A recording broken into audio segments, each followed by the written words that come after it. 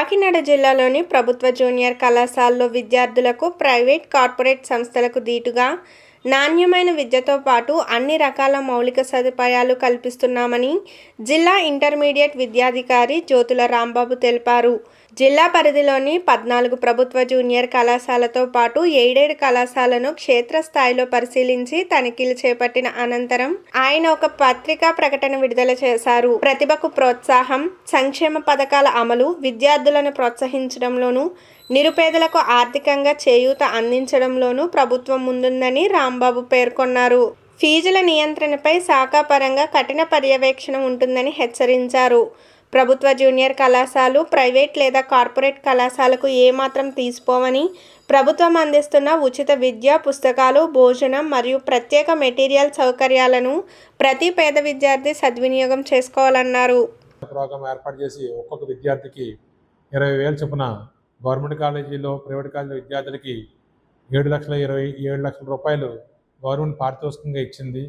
అదేవిధంగా తల్లికి వందనం ప్రోగ్రాంలో నిరుపేద విద్యార్థులకు ఒక్కొక్కరికి 13,000 ఇవ్వడం జరిగింది. దీంట్లో భాగంగా నేను 14 కాలేజీలు పర్యటించాను. అందులో ప్రధానంగా పుస్తకాలు, టెక్స్ట్ బుక్స్, నోట్ బుక్స్ మరియు ఎంసెట్ నీట్ మెటీరియల్ సరిగా సప్లై చేశారా లేదా, అదేవిధంగా డొక్కా సీతం మధ్యాహ్న భోజన పథకం సక్రమంగా అమలు జరుగుతుందా లేదా పరిశీలించాను. అన్నీ సంతృప్తికరంగా ఉన్నాయి. ఇవే కాకుండా ప్రతి కాలేజీలో వాటర్ మనకి ఆర్ఓ ప్లాంట్లు ఉన్నాయి.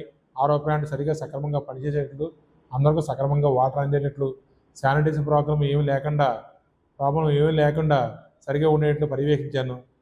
ముఖ్యంగా లాస్ట్ ఇయర్ గతంలో మన గవర్నమెంట్ కాలేజీలు 3,440 మంది గవర్నమెంట్ కాలేజీలు జాయిన్ అయ్యారు ఆగస్టు ఎండింగ్ నాటికి. ప్రజెంటు ఉన్న సంవత్సరంలో ఈ రోజు నాటికి 3,382 మంది ఈ రోజుకి ఇప్పుడు ప్రస్తుతానికి జాయిన్ అయ్యారు.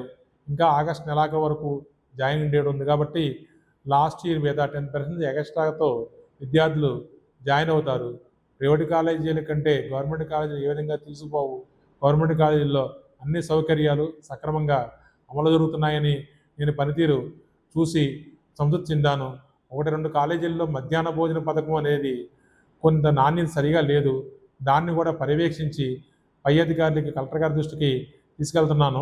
ఆ రిపోర్ట్ తయారు చేసి వాళ్ళకి పంపడం జరిగింది. ముఖ్యంగా విద్యార్థులందరూ గమనించవలసింది ఏంటంటే, ప్రతి పేద విద్యార్థి బాగా చదువుకొని మంచి మార్కులు సంపాదించి ఏ విధమైన ఖర్చు లేకుండా, రూపాయి ఖర్చు లేకుండా టెక్స్ట్ బుక్స్, నోట్ బుక్స్, ఈ మధ్యన సంకల్ప మెటీరియల్ని ఒకటి సప్లై చేయడం జరిగింది.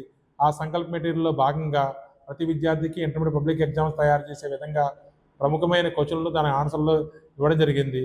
ప్రతి ఒక్క విద్యార్థి ₹1 ఖర్చు లేకుండా నాణ్యమైన విద్య గవర్నమెంట్ అందిస్తుంది. దాని పర్యవేక్షణ బాధ్యత నాకు అప్పచెప్పారు కాబట్టి తూచా క్రమం తప్పకుండా సరిగా జరిగేటట్లు చూస్తూ అన్ని విధాలుగా పేద విద్యార్థులకు సరిగా ఉండేటట్లు ప్రయత్నం చేస్తానని, at the same time private కాలేజీలు విద్యార్థుల నుంచి అధిక ఫీజులు వసూలు చేయకుండా కంట్రోల్ చేస్తానని చెప్పేసి కోరుకుంటూ సెలవు తీసుకున్నాను. Thank you.